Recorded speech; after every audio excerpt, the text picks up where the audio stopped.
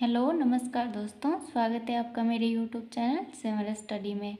तो हम BEd second year की जो इंटर्नशिप की डायरी है उसके बारे में चर्चा कर रहे थे। तो हम उसके काफ़ी खंडों की चर्चा कर चुके हैं। उससे संबंधित जो मैंने वीडियो है वो भी अपलोड कर दी है यूट्यूब पे चैनल पे अपने। तो आज हम इसके खंड 5 की चर्चा करेंगे। तो इसका टॉपिक है विद्यालय के सह शैक्षिक कार्यक्रम कार्य में भागीदारी और रिपोर्ट लेखन। तो इसमें इन्होंने शुरुआत में लिखा है, विद्यालय में चल रही निम्नलिखित गतिविधियों में से किन्हीं 2 गतिविधियों में पूर्ण भागीदारी करें। उसके प्रभारी से बातचीत करें कि वे किस तरह से इस कार्यक्रम को चलाते हैं, इसकी क्या योजना बनाते हैं, इसकी क्रियान्वित किस तरह से करते हैं, विद्यार्थियों की भागीदारी इसमें कितनी है, सब जानकारी लेते हुए आप रिपोर्ट लेखन करें। तो इसमें इन्होंने कुछ टॉपिक दिए हैं, इनमें से हम कोई भी एक गतिविधि जो सह शैक्षिक कार्य उसमें भागीदारी करेंगे और रिपोर्ट भी तैयार करेंगे जो मैंने तैयार कर रखी है। तो उन्होंने कुछ बिंदु दिए, उनमें से सिर्फ 2 के बारे में हमें लिखना है। तो उन्होंने प्रातःकालीन सभा, प्रार्थना सभाएं, सामुदायिक जागरूकता कार्यक्रम, खेलकूद, सांस्कृतिक गतिविधि, वो वार्षिक गतिविधि हो सकती है, उसमें ड्रामा, चित्रकला, वाद विवाद या क्विज जैसी कोई भी गतिविधि हो सकती है। अगला है एनसीसी, एनएससी, एनएसएस, स्काउट एवं गाइड इत्यादि। तो इनमें से हम कोई भी 2 सह शैक्षिक कार्य में भागीदारी करके और उसके बारे में रिपोर्ट तैयार करेंगे। तो उदाहरण के लिए इसमें जो सह शैक्षिक गतिविधि है, मैंने प्रार्थना सभा को लिया है, प्रातःकालीन प्रार्थना सभा है। तो इसमें देखिएगा सह शैक्षिक गतिविधि का नाम तो प्रार्थना सभा। दूसरा सह शैक्षिक गतिविधि का महत्व एवं उद्देश्य। तो उसका महत्व क्या है प्रार्थना का, तो उसका महत्व है अपने मन को एकाग्र करना, शांत रखना, ये सब हम लिख सकते हैं। और सह शैक्षिक गतिविधि के प्रभारी का नाम, जो प्रार्थना है वो सुबह कौन करवाता है, उसका प्रभारी कौन है, तो उसके प्रभारी का आप नाम लिख दीजिएगा। मैंने सतीश यादव लिखा है। आगे इन्होंने लिखा है सह शैक्षिक गतिविधि के वर्ष पर्यंत संचालन की योजना एवं क्रियान्वयन, और ब्रैकेट में लिखा है प्रार्थना सभा के वर्ष पर्यंत संचालन की योजना। तो ये योजना है, आप इस गतिविधि के प्रभारी से बातचीत कर वर्ष पर्यंत संचालन की प्रक्रिया का विवरण लिखें। कोई योजना का प्रारूप हो तो वह भी संलग्न करें। तो इसमें मैंने प्रार्थना सभा के बारे में रिपोर्ट तैयार की है, उसके बारे में लिखा है, तो आप ये पढ़ सकते हैं। इसमें है प्रार्थना सभा विद्यालय का नियमित सह शैक्षिक कार्यक्रम है। विद्यालय का प्रारंभ ही प्रार्थना सभा के साथ होता है। प्रार्थना सभा का उद्देश्य विद्यार्थियों को ईश्वर से जोड़ना, परम शक्ति का अनुभव कराना है, विद्यार्थियों में आध्यात्म के प्रति रुचि पैदा करना है। प्रार्थना सभा के दौरान समाचार वाचन, सामान्य ज्ञान, प्रश्नोत्तरी भी करवाई जाती है तथा विद्यार्थियों से महत्वपूर्ण निर्देश भी दिए जाते हैं। तो आप ऐसे सेम देख के लिख सकते हैं या फिर अपनी तरफ से भी कुछ बिंदु ऐड कर सकते हैं। आगे मैंने लिखा है इसमें 5वां सह शैक्षिक गतिविधि के प्रति विद्यार्थियों का अभिमत एवं रुझान, यानी प्रार्थना के प्रति। तो उसमें लिखा है आप जिस गतिविधि का अध्ययन कर रहे हैं उससे जुड़े हुए विद्यार्थियों से बातचीत कर इस गतिविधि के प्रति उनका अभिमत एवं रुझान जान सकते हैं, उसी अनुरूप यहाँ विचार लिखें। तो इसमें पहला बिंदु मैंने लिखा है प्रार्थना सभा के प्रति विद्यार्थियों में उत्साह है। दूसरा, सभी विद्यार्थी प्रार्थना सभा में सक्रिय भागीदारी निभाते हैं। अगला, विद्यार्थियों द्वारा प्रार्थना सभा में रुचि के साथ भाग लिया जाता है। अगला है, विद्यार्थियों को प्रार्थना द्वारा अध्यात्म में विश्वास पैदा होता है। आगे लिखा है 5वां बिंदु, प्रार्थना करने से मन शांत एवं एकाग्र रहता है तथा अध्ययन में रुचि उत्पन्न होती है।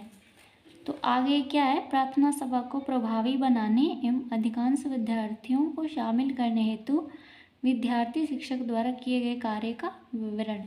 तो इसमें ये सारणी मैंने तैयार की है, आप देख सकते हैं कि कौन सी तारीख को कौन क्या करता है। तो क्रम संख्या, दिनांक और कार्य का नाम मैंने इत्यादि लिख दिया, आप सेम देख के लिख सकते हैं। या फिर आपको जो इंटर्नशिप के लिए विद्यालय प्राप्त हुआ है तो उसमें जिस प्रकार का कार्यक्रम है वो सब आप लिख सकते हैं।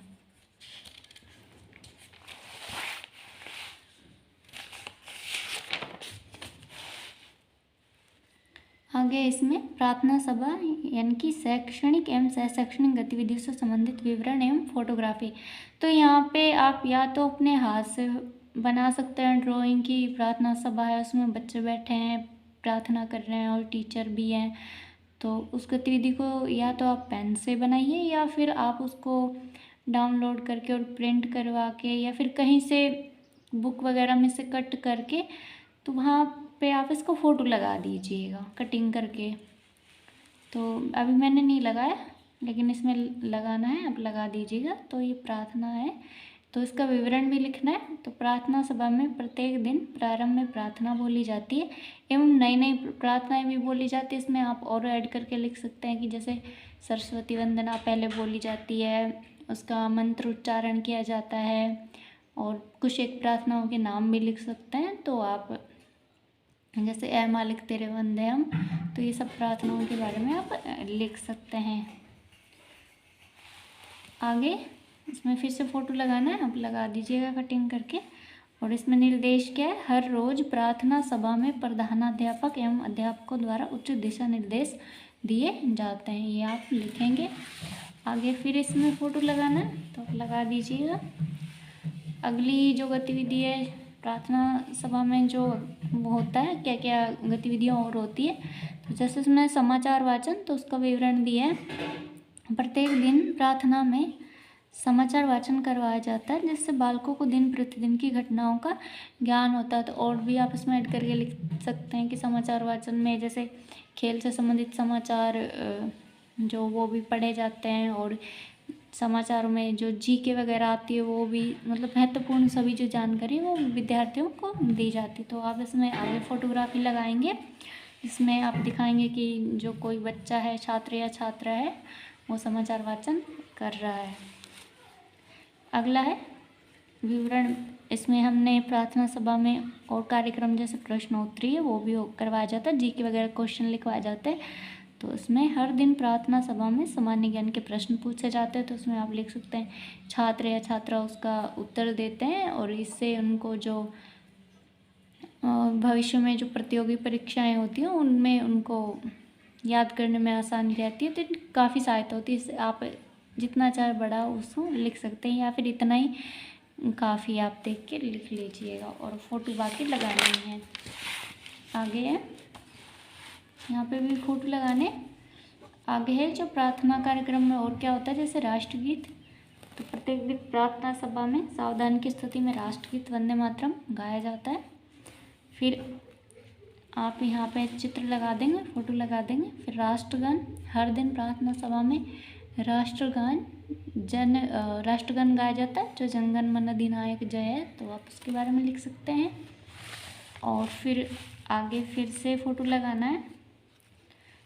आगे हम जो प्रार्थना सभा में और क्या कार्यक्रम हो रहा है, तो जैसे शारीरिक व्यायाम, योगा वगैरह करवाया जाता है, तो आप उसके बारे में लिखेंगे। प्रत्येक दिन प्रार्थना सभा में 5 या 10 मिनट शारीरिक व्यायाम कराया जाता है। तो उसमें आप लिख सकते हैं कि प्राणायाम कराया जाता है, अनुलोम विलोम, कपालभाति, ये सब चीज़ों के बारे में आप लिख सकते हैं। बाकी इतना भी लिख देंगे तो काफ़ी है। और सारांश में ये प्रार्थना सभा है, तो उसके बारे में सारांश के बारे में हम विवरण देंगे। अब इसमें शैक्षिक एवं सह शैक्षिक गतिविधियों में प्रार्थना सभा का विशेष महत्व है। विद्यालय का प्रारंभ भी प्रार्थना सभा के साथ होता है, जिससे विद्यार्थियों में नई ऊर्जा व नए जोश का संचार होता है। प्रार्थना सभा में विभिन्न गतिविधियों जैसे समाचार वाचन, शारीरिक व्यायाम आदि का विशेष योगदान है। प्रार्थना मन को एकाग्र व शांत रखती है तथा अध्ययन कार्य में मन जुड़ जाता है। तो यहाँ पे ये ख़त्म हो रहा है पेज नंबर 57। तो अगर आपको वीडियो पसंद आई तो प्लीज़ लाइक कीजिएगा और कमेंट कीजिएगा, और मेरे चैनल को सब्सक्राइब कर लीजिएगा। Thank you.